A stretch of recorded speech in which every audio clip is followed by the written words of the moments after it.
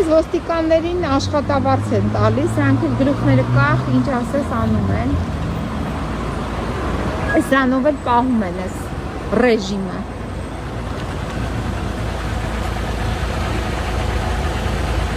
Իրանց որ հարցնես, իրանք ամեղ են, իրանք սուրբ են, իրանք ինչ անեն, իրանք օրենք են պաշտպանում։ Բայց իրականում թուրք են պաշտպանում։ Թուրքական ծրագիր իսկական։ Ես իմ էջի վրա տեղադրեցի Լիլիթ Աղեկյանի հարցազրույցը, վերջերս տրված, այդ հարցազրույցը ասում է Շարիկովը ոնց քնում, վեկանում է, չի կարողանում մարսել։ Հարցազրույցը վերաբերում էր երկրին և նաև Գյումրիին